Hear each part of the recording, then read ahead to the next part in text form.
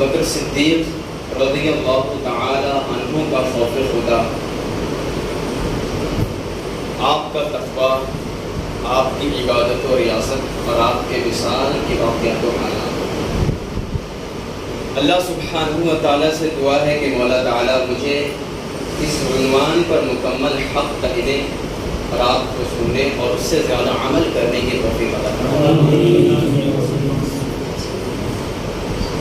آیت مبارکہ کی تلاوت کا شرف حاصل کیا ہے۔ اللہ سبحانہ و تعالیٰ قرآن پاک میں ارشاد فرماتا ہے، یا ایھا الذین آمنوا اتقوا اللہ ولتنظر نفس ما قدمت لغد۔ اللہ ارشاد فرماتا ہے کہ اے ایمان والو،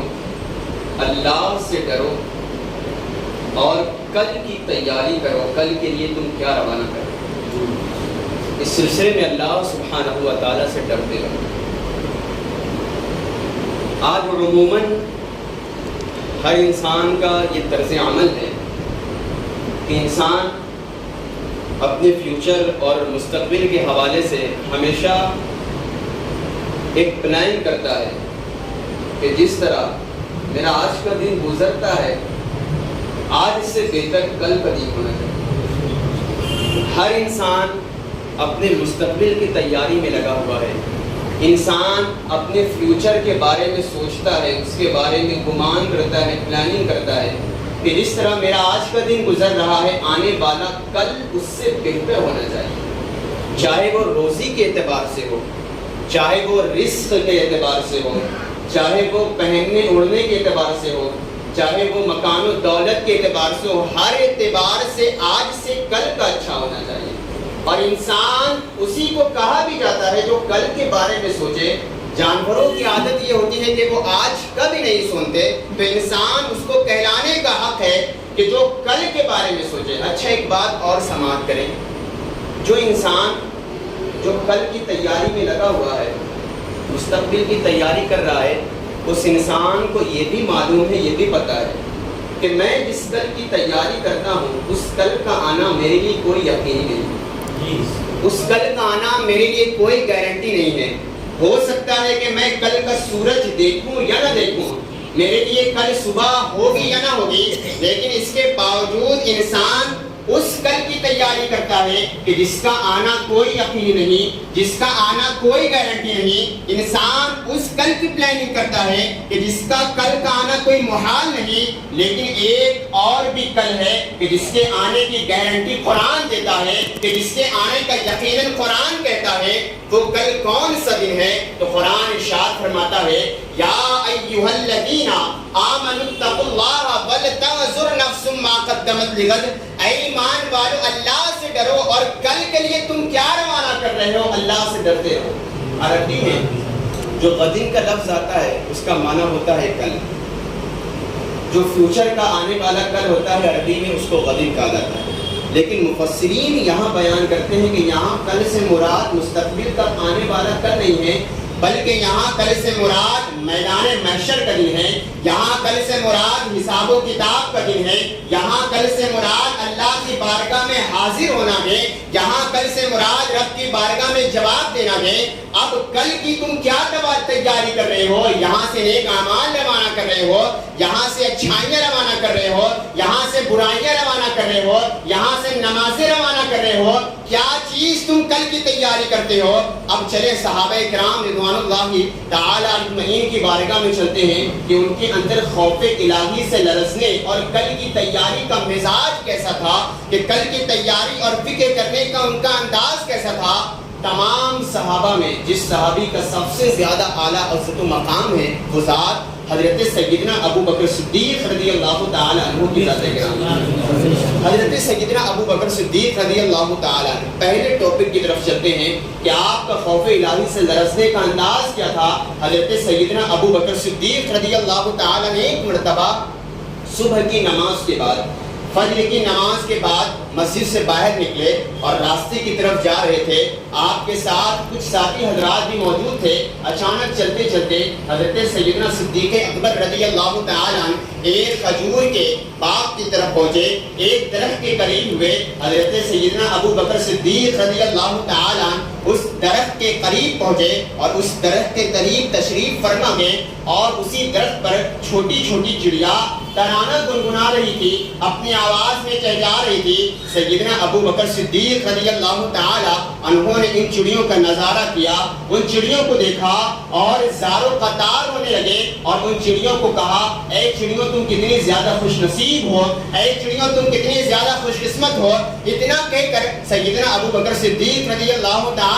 زارو قطار رونے لگے اور بار بار روئے جا رہے ہیں. چند ساتھی حضرات بھی موجود ہیں. عرض کرتے ہیں امیر المومنین, آخر ان چڑیوں کو خوش نصیب بتا کر رونے کی وجہ کیا ہے؟ آخر آپ ان چڑیوں کو خوش نصیب کہہ کر کیوں رو رہے ہیں؟ آخر کس وجہ سے رو رہے ہیں؟ تو سیدنا ابو بکر صدیق رضی اللہ تعالی عنہ نے ارشاد فرمایا کہ ان چڑیوں کو کل قیامت کے دن مٹی کر دیا جائے گا, ان سے کوئی حساب و کتاب نہ دیا جائے گا, ان کو ایسے ہی چھوڑ دیا جائے گا. اور افسوس ابو بکر سے اس کی زندگی کے بارے میں پوچھا جائے گا, اس کی زندگی کے بارے میں سوال کیا جائے گا. افسوس ابو بکر کیا جواب دینے کی طاقت رکھتا ہے؟ ابو بکر اللہ کی بارگاہ میں کیسے جواب دے گا؟ آپ ذرا اندازہ کریں کہ ابو بکر صدیق کی شان کیا ہے. یہ کوئی عام ہستی نہیں ہے. آپ منبر رسول پر خطبے میں جمعے میں سنتے ہوں گے, افضل البشر بعد الانبیاء بالتحقیق, کہ تمام انبیاء کے بعد جس کا مقام سب سے افضل والا ہے وہ ذات حضرت ابو بکر صدیق کی ذات ہے, کہ جس کا چہرہ دیکھنا بھی عبادت ہے, ذکر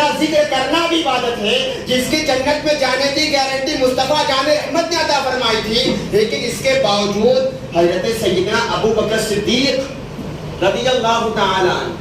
خوف الہی سے لرزنے کا کیا انداز تھا کہ ان چڑیوں کو دیکھ کر رو رہے ہیں اور کہتے ہیں کہ ان چڑیوں کو مٹی کر دیا جائے گا, ان سے کوئی حساب کتاب نہیں دیا جائے گا. اور افسوس ابو بکر کی زندگی کے بارے میں پوچھا جائے گا. آپ ذرا اندازہ کریں کہ وہ ابو بکر کہ جس کو رسول پاک نے دنیا میں جنت کی بشارت ارشاد فرمائی تھی, وہ خوف الہی سے اس طرح لرز رہا ہے. ان کے لرزنے کا انداز دیکھیں. آج ہم دن گناہ کرتے ہیں, شام گناہ کرتے ہیں, زندگی کا لمحہ گناہوں میں گزر جاتا ہے. کیا کبھی ہمارے دلوں میں یہ احساس ہوتا ہے کہ اللہ کی بارگاہ میں ہمیں جواب دینا پڑے گا, اللہ کی بارگاہ میں ہمیں حساب و کتاب دینا پڑے گا, اللہ کی بارگاہ میں ہمیں ہر چیز کے لیے سوال کیا جائے گا؟ افسوس ابو بکر صدیق رضی اللہ تعالیٰ اتنے مقام والے آخرت کے تصور سے اس طرح لرز رہے ہیں. آج ہمارا زمین اتنا مردہ ہو چکا ہے, ہمیں ذرا سا لمحے کے لیے احساس تک نہیں ہوتا.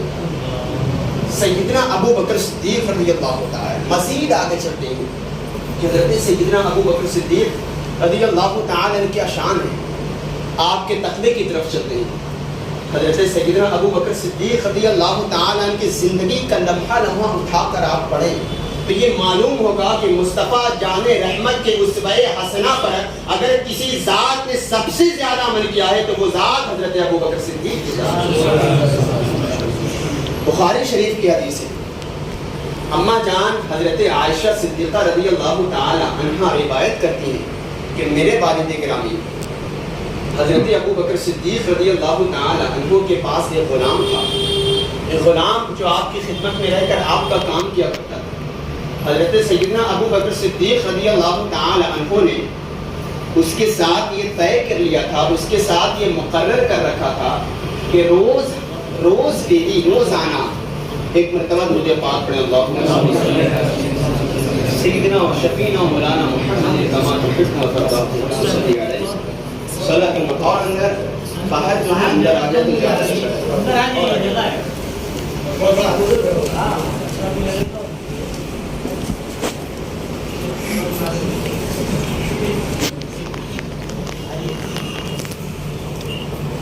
بلند آواز سے اللہم صلی علیہ الصلاۃ والسلام علیک یا رسول اللہ صلی اللہ تعالی علیہ وسلم. حضرت سیدنا ابو بکر صدیق رضی اللہ تعالی اماں جان حضرت عائشہ صدیقہ رضی اللہ تعالی عنہ بیان کرتی ہیں کہ میرے والد گرامی حضرت ابو بکر صدیق رضی اللہ تعالیٰ عنہ کی خدمت میں ایک غلام رکھا کرتا تھا، ایک غلام رہا کرتا تھا۔ میرے والد گرامی حضرت ابو بکر صدیق رضی اللہ تعالیٰ عنہ نے اس کے ساتھ یہ طے کیا تھا، یہ مقرر کیا تھا کہ روزانہ چند چیزیں کھانے کی مجھے لا کر دیا کرے۔ حضرت سیدنا ابو بکر صدیق رضی اللہ تعالیٰ عنہ نے اس کے ساتھ مقرر کیا تھا، وہ ایک دن میں چند کھانے کی چیزیں لاتا، کچھ کھانے کی چیزیں لاتا اور حضرت ابو بکر صدیق رضی اللہ تعالیٰ عنہ کی خدمت میں پیش کرتا، جسے حضرت ابو بکر صدیق رضی اللہ تعالیٰ عنہ تناول فرما لیا کرتی۔ اما جان عائشہ صدیقہ رضی اللہ تعالیٰ عنہ مزید آگے ارشاد فرماتی ہیں کہ ایک دن وہ غلام کا واقعہ ایسا ہوا کہ اس نے کچھ کھانے کی چیزیں میرے والد گرامی حضرت سیدنا ابو بکر صدیق رضی اللہ تعالیٰ عنہ کو عطا فرمائی۔ حضرت ابو بکر صدیق رضی اللہ تعالیٰ عنہ نے وہ کھانے کی چیزیں تناول کی۔ جیسے ہی وہ کھانے کی چیزیں حضرت سیدنا ابو بکر صدیق رضی اللہ تعالیٰ عنہ نے کھائی تو وہ غلام جو حضرت ابو بکر کا غلام آپ کے پاس رہتا تھا، عرض کیا امیر المومنین کیا آپ جانتے ہیں کہ میں نے جو کھانے کی چیزیں آپ کی خدمت میں پیش کی، جسے آپ نے تناول فرمایا ہے، کیا آپ جانتے ہیں کہ وہ کھانے کی چیزیں کہاں سے آئی تھی؟ حضرت ابو بکر صدیق رضی اللہ تعالیٰ عنہ نے ارشاد فرمایا بتاؤ وہ کھانے کی چیزیں تم کہاں سے لے کر آئے تھے؟ تو وہ غلام عرض کرنے لگا اے امیر المومنین، اے ابو بکر صدیق رضی اللہ تعالیٰ عنہ، میں دور جاہلیت میں یعنی زمانہ جاہلیت میں کہانت کیا کرتا تھا۔ کہانت اسے کہا جاتا ہے کہ جو مستقبل کی باتوں کو فعل کے ذریعے نکال کر بیان کرنا، جو کہ حرام ہے۔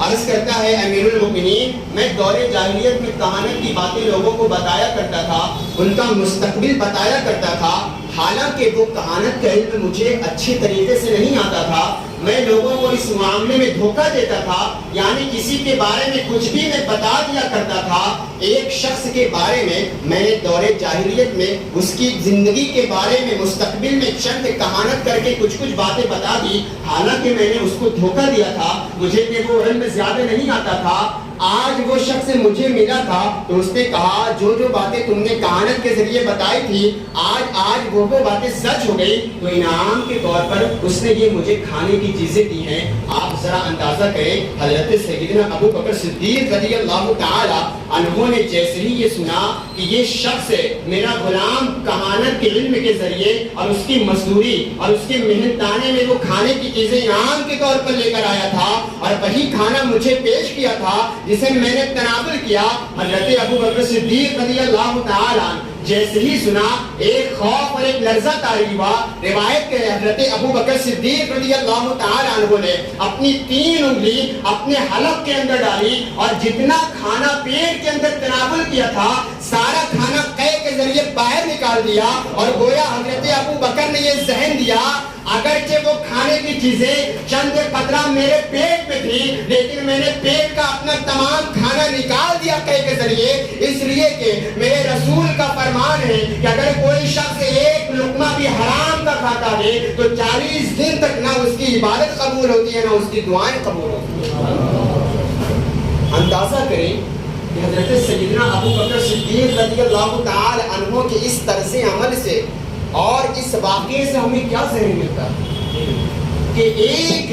حرام کا لقمہ حضرت ابو بکر صدیق رضی اللہ تعالی عنہ نے جو اس غلام نے دیا تھا حضرت ابو بکر کو قے کے ذریعے، حالانکہ ہونا یہ چاہیے تھا کہ تھوڑا کھانا نکال دیا جاتا، لیکن حضرت ابو بکر صدیق رضی اللہ تعالی عنہ نے یہ ذہن دینے کی کوشش کی کہ مجھے نہیں پتا کہ وہ کھانا کہاں کہاں جا کر ملا، اسی لیے میں نے اپنے پیٹ کا قے کے ذریعے تمام کھانا نکال دیا تاکہ ایک ذرہ بھی یہ وہم اور گمان نہ ہونے پائے کہ ابو بکر صدیق نے حرام کا لقمہ کھایا۔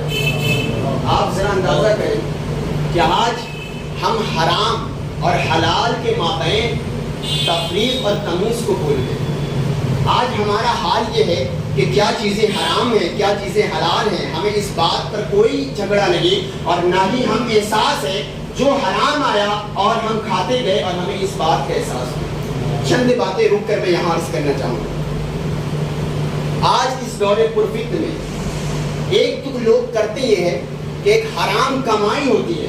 اور ایک حلال کمائی کے ذریعے حرام کھانا ہوتا ہے، یہ دو چیزیں آپ غور سے سنیں۔ ایک شخص وہ ہے کہ جو حرام مال کماتا ہے اس کے ذریعے حرام کھانا کھاتا ہے، اور ایک شخص وہ ہے کہ جو حلال روزی تو کماتا ہے، سچ بول کر کاروبار تو کرتا ہے، صحیح طریقے سے کام تو کرتا ہے، لیکن اس کا پیسہ جو پاک پیسہ تھا، حلال پیسہ ہے، اب اس پیسے سے وہ حرام چیزیں کھا کر اپنے پیٹ میں ڈالتا ہے۔ اس کی مثالیں میں آپ کے سامنے پیش کروں۔ آج اس دور میں آپ بھی جی رہے ہیں، ہم بھی جی رہے ہیں۔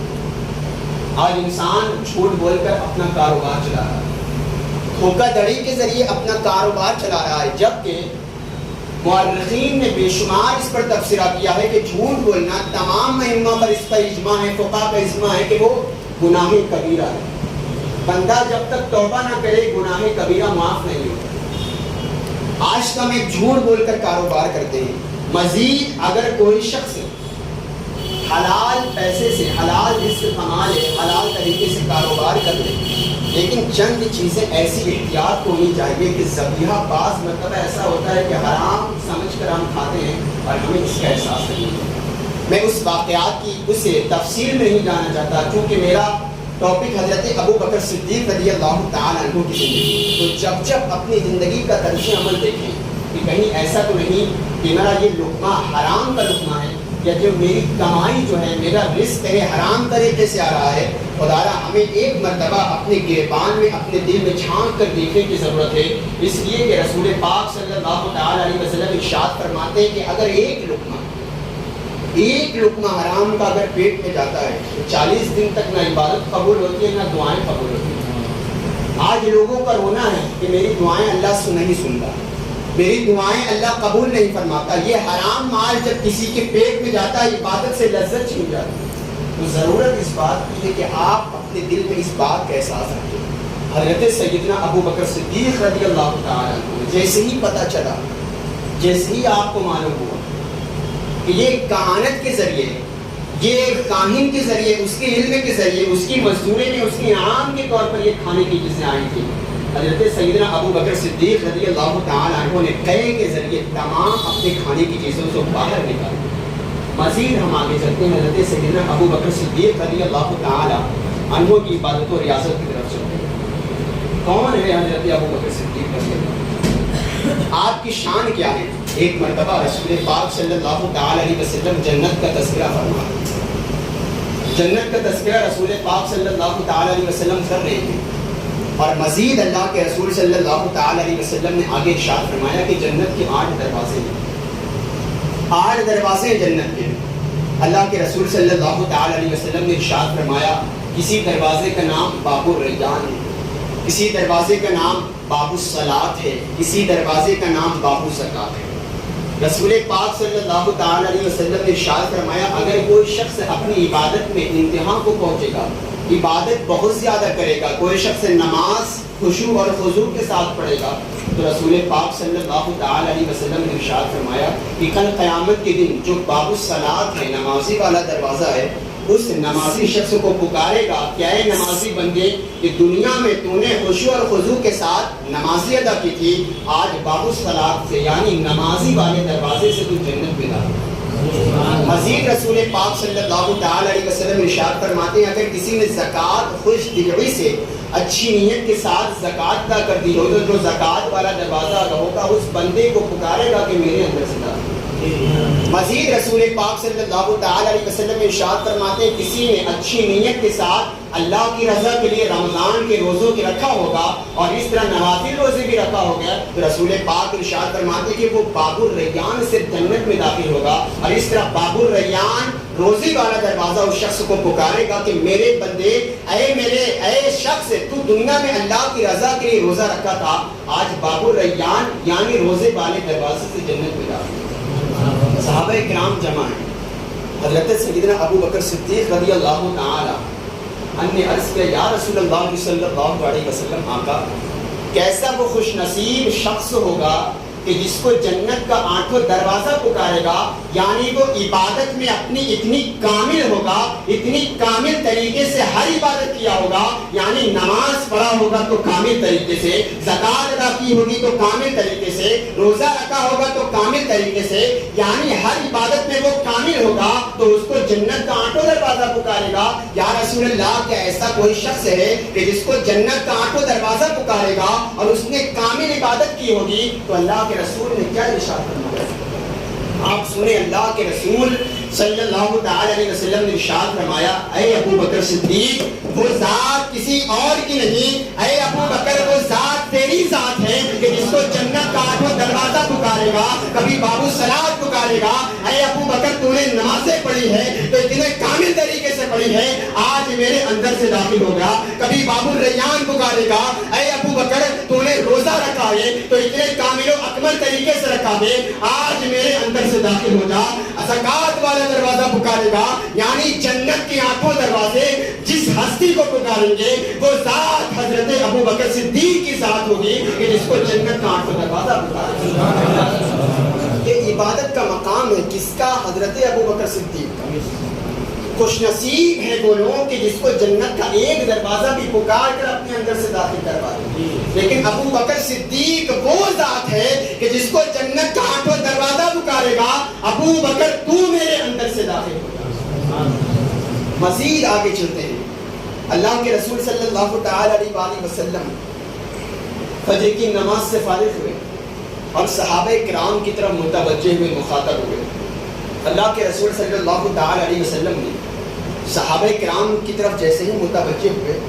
تو ایک سوال پوچھا۔ صحابہ کرام مسجد نبوی میں تشریف فرما، اللہ کے رسول صلی اللہ تعالی علیہ وسلم نے تمام صحابہ کو مخاطب کر کے ارشاد فرمایا، اے صحابہ، کیا تم میں سے کوئی ایسا شخص ہے جس نے آج روزہ رکھا ہو؟ مسجد نبوی میں صحابہ کرام تشریف فرما ہے، تمام صحابہ کرام سے اللہ کے رسول نے ایک سوال پوچھا، یا کوئی شخص اس مجمع میں ایسا ہے کہ جس نے آج روزہ رکھا ہے؟ حضرت عمر فاروق اعظم رضی اللہ تعالی عنہ کھڑے ہوئے، عرض کرتے ہیں، یا رسول اللہ صلی اللہ تعالی علیہ وسلم، آقا، میں نے کل رات روزے کی نیت ہی نہیں کی تھی، چنانچہ آج میں نے روزہ نہیں رکھا ہے، آج میرا روزہ نہیں ہے۔ اس کے بعد حضرت ابو بکر صدیق رضی اللہ تعالی عنہ کھڑے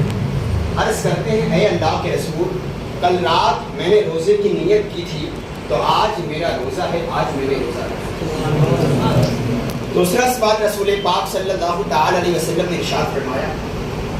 کیا کوئی شخص ایسا ہے تم میں سے، اے صحابہ، کیا تم میں سے کوئی شخص ایسا ہے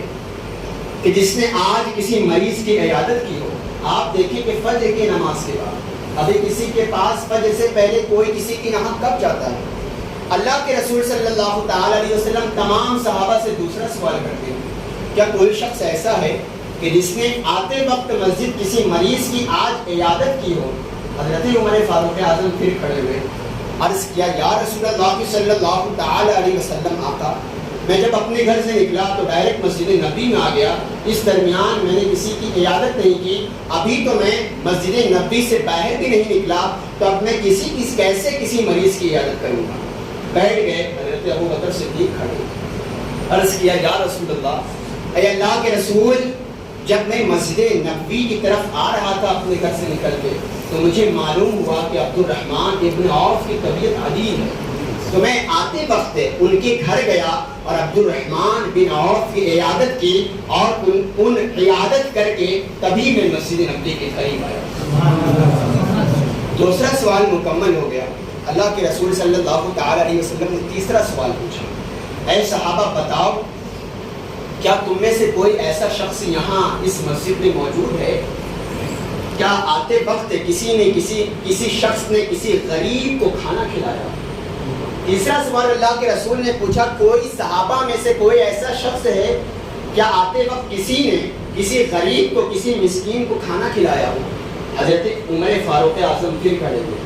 عرض کیا، یا رسول اللہ صلی اللہ علیہ وسلم، آقا، رات کے وقت مسکین اور فقیر کہاں ملیں گے؟ چنانچہ میں اپنے گھر سے نکلا جو ڈائریکٹ مسجد نبی میں آ کر آپ کے ابتدا میں نماز ادا کی ہے، ابھی میں یہاں سے گیا نہیں، چنانچہ آپ کی بات اور دین سیکھنے لگا، چنانچہ ابھی میں نے کسی مسکین کو کھانا نہ کھلایا ہے۔ حضرت عمر بیٹھ گئے اور حضرت ابو بکر صدیق کھڑے ہوئے۔ عرض کیا یا رسول اللہ، اے اللہ کے رسول،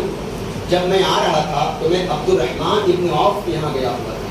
جب میں وہاں ان کے یہاں تشریف فرما تھا تو اچانک کسی مسکین سے باہر سے آواز لگائی کہ مجھے کچھ کھانے کی چیزیں عطا کر دو، مجھے کچھ کھانا کھلا دو، تو میں نے حضرت عبد الرحمن ابن عوف سے چند روٹی کے ٹکڑے لے کر اس مسکین کو دے دیا، اس کو کھانا کھلا دیا۔ ان تمام تینوں جواب کا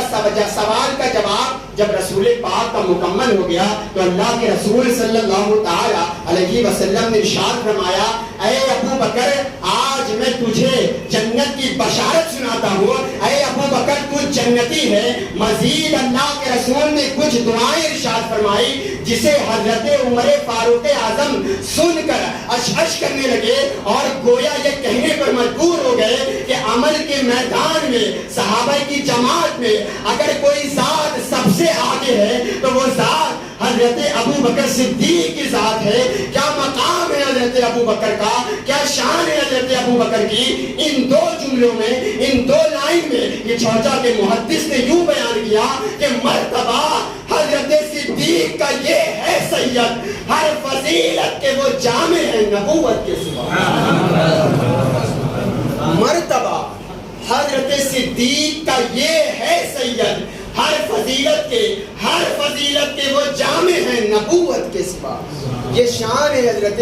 ابو بکر صدیق رضی اللہ تعالیٰ عنہ کی کہ تمام عبادت میں، تمام ریاست میں اگر کوئی ذات سب سے آگے ہے تو وہ حضرت ابو بکر صدیق کی ذات ہے۔ ابو بکر کی شان اور مقام یہ ہے کہ دنیا کا کوئی ترازو ابو بکر کے مقام کو تول نہیں سکتا۔ یہ شان ہے حضرت ابو بکر،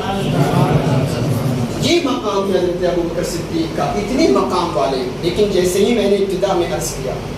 کہ جس کو خود اللہ کے رسول صلی اللہ تعالی علیہ وسلم نے جنت کی بشارت سنائی، جس کو خود اللہ کے رسول نے جنتی کر دیا ہو، وہ ابو بکر صدیق رضی اللہ تعالی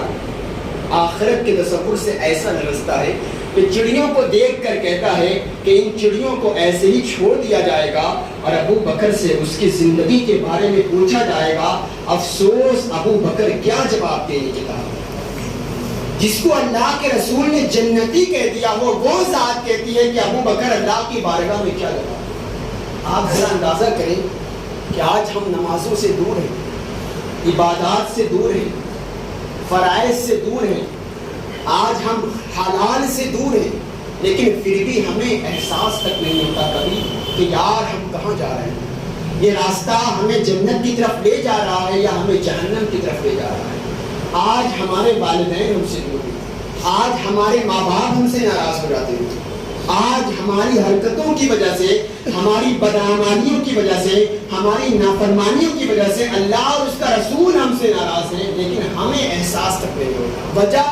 وجہ یہ ہے کہ آج ہمارا ضمیر اتنا مردہ ہو چکا ہے کہ آج ہمیں نمازیں میں لذت نہیں ملتی اور ہمیں نمازیں پڑھنے کی فرصت نہیں ملتی۔ اذان کی آوازیں ہمارے کانوں میں سنائی دیتی ہیں لیکن ہمیں نماز کی توفیق نہیں ملتی۔ حضرت سیدنا ابو بکر صدیق رضی اللہ تعالیٰ عنہ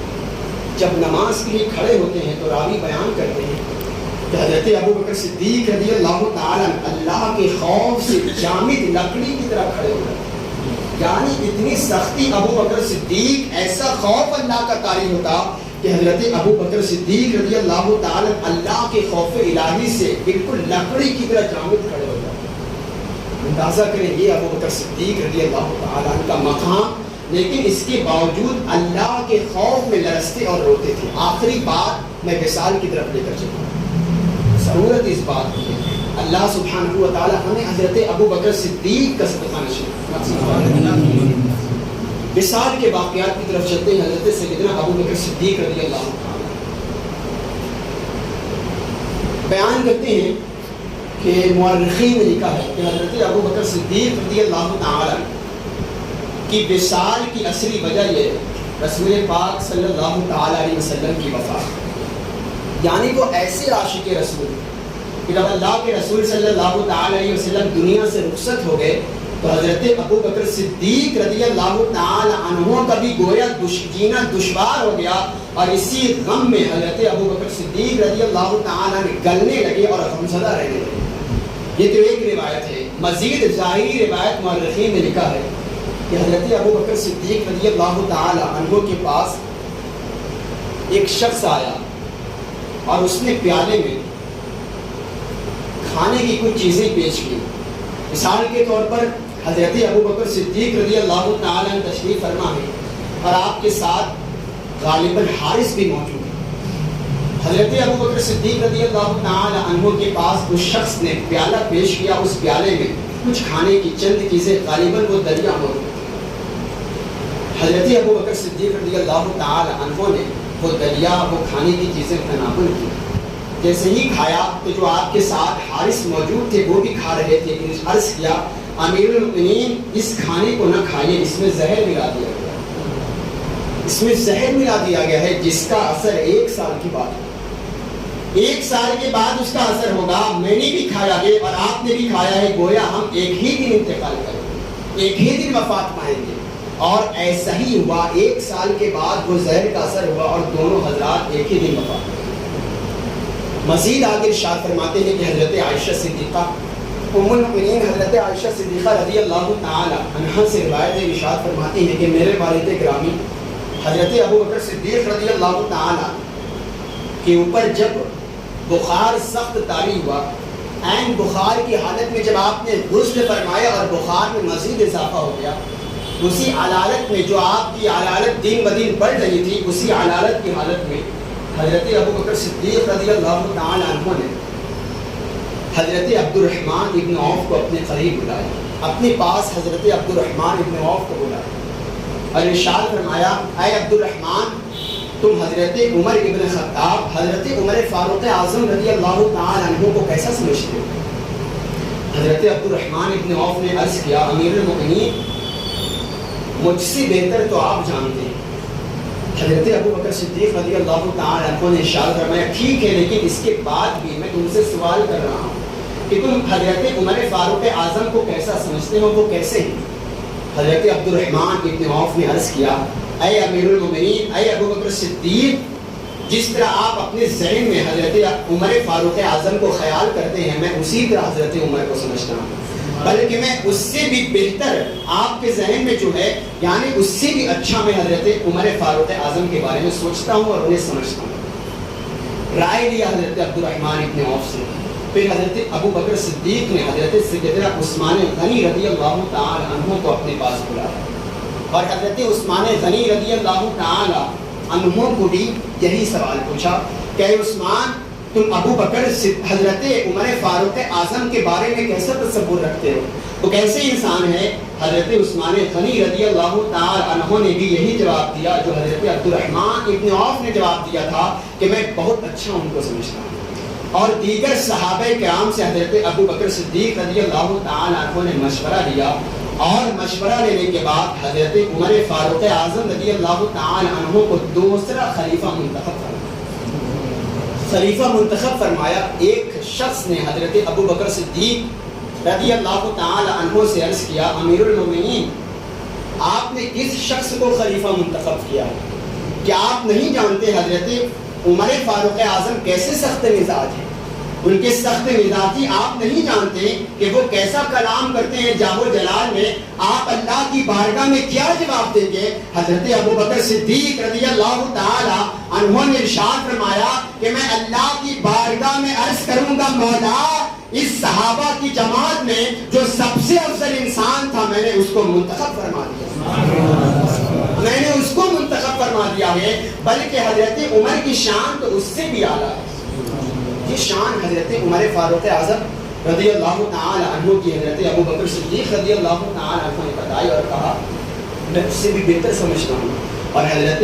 عمر فاروق اعظم رضی اللہ تعالی عنہ کو دوسرا خلیفہ منتخب فرمایا۔ مزید روایتیں ہیں حضرت ابو بکر صدیق رضی اللہ تعالی عنہ کا دن بدن جب وصال کا وقت قریب آیا، حضرت عائشہ صدیقہ رضی اللہ تعالی عنہا بیان فرماتی ہیں کہ 7 جمادی الاخر کو جب آپ نے غسل فرمایا تھا تو غسل کے بعد سخت سردی تھی، غسل کے بعد آپ کی طبیعت اور زیادہ ریڑھ ہونے لگی، یعنی بخار میں مزید اضافہ ہوتا گیا، اور صحابہ کرام سے مشورہ لے کر آپ نے حضرت عمر کو خلیفہ منتخب فرمایا۔ مزید آگے ارشاد فرماتی ہیں، روایتیں موجود ہیں کہ حضرت ابو بکر صدیق رضی اللہ تعالی عنہ نے اماں جان عائشہ صدیقہ رضی اللہ تعالی عنہ کو یہ بھی حکم فرمایا تھا کہ اے عائشہ مجھے جو کفن دینا مجھے نئے کپڑوں میں نہ دینا۔ اس کی وجہ بھی حضرت ابو بکر صدیق نے بیان کی کہ مجھے نئے کپڑے میں کفن نہ دینا، بلکہ مجھے پرانا کپڑا غسل کر کے اس کو دے کر اسی کپڑے میں مجھے کفن دے دینا، اس لیے کہ کفن کا زیادہ حقدار جو تم میں درمیان ہے، جس کے پاس کپڑے نہیں ہیں، اس کا حقدار وہ زیادہ ہے، لہذا مجھے پرانے کپڑے میں دھو کر اس کو کفن دے دینا۔ یہ حضرت ابو بکر صدیق کی ذات ہے۔ مزید آگے ارشاد فرمایا، حضرت ابو بکر صدیق رضی اللہ تعالی عنہ نے یہ بھی وصیت ارشاد فرمائی تھی حضرت عائشہ صدیقہ رضی اللہ تعالی عنہ سے کہ مجھے اللہ کے رسول صلی اللہ تعالی علیہ وسلم کے پہلو میں دفن کیا۔ جب وصال کا وقت قریب آنے لگا تو حضرت عائشہ خود بیان فرماتی ہیں کہ میں اپنے والد گرامی حضرت ابو بکر صدیق رضی اللہ تعالی عنہ کے قریب ہوئی۔ حضرت ابو بکر صدیق رضی اللہ تعالی عنہ کے اوپر سختی طاری تھی۔ میں نے عرض کیا، حضرت عائشہ کہتے ہیں کہ میں نے ایک شعر پڑھا، اس کا مطلب یہ تھا کہ جب سانسیں تنگ ہو جاتی ہیں اور جب ہچکیاں بن جاتی ہے تو یہ مال و دولت کچھ کام نہیں آتی۔ میں نے یہ شعر کے الفاظ میں جملہ پڑھے تو حضرت ابو بکر صدیق چادر اوڑھے ہوئے تھے اور چادر ہٹایا اور ایک جملہ حضرت ابو بکر نے ارشاد فرمایا، ایک جملہ ارشاد فرمایا، اے عائشہ کہنا ہو تو یہ مت کہو بلکہ یہ کہو یہ جو موت کی سختی ہے، سکرات کا وقت آتا ہے، سب کے پاس آتا ہے، سب کے اوپر سکرات کا وقت آتا ہے۔ آپ ذرا اندازہ کریں کتنی بڑی ہستی ابو بکر صدیق کی، عرض کرتی ہے، ارشاد فرماتی ہے کہ سکرات کا وقت ہر انسان پر آتا ہے۔ سکرات، یہ جو موت کی سختی ہوتی کیا ہوتی ہے؟ اگر آپ کسی کا دیکھا ہوگا آپ نے تو ایسے وقت میں بندہ اپنا نام تک بھول جاتا ہے، اپنے رشتہ داروں کو بھول جاتا ہے۔ بعض مرتبہ تو ایسا بھی ہوتا ہے کہ بندے کو اگر کلمہ پڑھایا جائے تو زبان بھی کام کرنا بند کر دیتی ہے۔ اللہ تبارک و تعالی ہم سب کا خاتمہ ایمان کے ساتھ ایسا وقت ہوتا ہے، لیکن میرے کریم رسول پاک صلی اللہ تعالی علیہ وسلم نے ارشاد فرما دیا کہ اگر کوئی شخص ہر فرض نماز کے بعد آیت الکرسی پڑھتا ہے، اللہ سبحانہ و تعالی اس کی روح اپنے ہاتھ سے گویا قبض کرتا ہے۔ اتنے کریم رسول، اللہ کے رسول صلی اللہ تعالی علیہ وسلم نے ارشاد فرمایا اگر کوئی شخص ہر فرض نماز کے بعد آیت الکرسی پڑھ لیتا ہے، اللہ تبارک و تعالی ارشاد فرماتا ہے کہ دنیا کے وہ کسی کونے میں رہے گا، اللہ تبارک و تعالی گویا اپنے ہاتھ سے اس بندے کی روح قبض کرتا ہے۔ دھیرے دھیرے وصال کا وقت قریب ہوا۔ اور ایک دوسری روایت یہ بھی ہے، چونکہ دوسرے صحابی سے روایت ہے کہ جب حضرت ابو بکر صدیق رضی اللہ تعالی عنہ کے وصال کا وقت قریب آیا تو آپ نے حضرت مولا علی کو بلایا، مولا علی کو اپنے پاس بلایا اور ارشاد فرمایا، اے علی جن ہاتھوں سے تو نے اللہ کے رسول صلی اللہ تعالی علیہ وسلم کو غسل دیا تھا انہی ہاتھوں سے مجھے بھی غسل دیا۔ اے علی جن ہاتھوں سے تو نے مصطفیٰ جان رحمت صلی اللہ تعالی علیہ وسلم کو غسل دیا تھا انہی ہاتھوں سے مجھے بھی غسل دیا۔ مزید دوسری روایت ایک اور ہے کہ حضرت ابو بکر نے مزید آگے یہ بھی ارشاد فرمایا، اے علی جب میرا جنازہ تیار ہو جائے، جنازہ تیار کر دیا جائے تو حجرہ رسول کے پاس میرا جنازہ رکھ دیا جائے، میرا جنازہ رکھ دیا جائے اور اللہ کے رسول صلی اللہ تعالی علیہ وسلم کے مزار مقدس کے باہر درود و سلام پڑھا جائے اور اللہ کے رسول صلی اللہ تعالی علیہ وسلم سے اجازت لی جائے، اے اللہ کے رسول آپ کا یہ غالب یار، آپ کا یہ یار غار اب آپ کے ساتھ یار مزار بھی بننا چاہتا ہے، اگر اللہ کے رسول اجازت دیں تو مجھے وہاں دفن کرنا، ورنہ عام جنت البقیع میں دفن کرنا۔ حضرت علی کرم اللہ تعالی وجہہ الکریم، حضرت ابو بکر صدیق رضی اللہ تعالی ان کا جیسے جیسے وصال کا وقت قریب آیا، 22 جماعت الآخر رات کا وقت ہے، حضرت عائشہ صدیقہ رضی اللہ تعالی عنہ تشریف فرما ہے۔ پوچھا حضرت ابو بکر نے اللہ کے رسول صلی اللہ تعالی علیہ وسلم کی وفات کس وقت ہوئی تھی؟ حضرت عائشہ صدیقہ رضی اللہ تعالی عنہ نے ارشاد فرمایا 2 شنبہ کے دن۔ حضرت ابو بکر صدیق رضی اللہ تعالی عنہ نے ارشاد فرمایا مجھے امید ہے کہ میں بھی آج انتقال کرتا ہوں، اور اسی دن حضرت ابو بکر صدیق رضی اللہ تعالی عنہ دنیا سے رخصت ہو گئے۔ حضرت علی کرم اللہ تعالی وجہ الکریم نے وصیت کے مطابق حضرت ابو بکر صدیق رضی اللہ تعالی عنہ کو غسل دیا، اور آپ کی نماز جنازہ حضرت عمر فاروق اعظم رضی اللہ تعالی عنہ نے امامت فرمائی، اور حضرت ابو بکر صدیق رضی اللہ تعالی عنہ کی نماز جنازہ پڑھائی،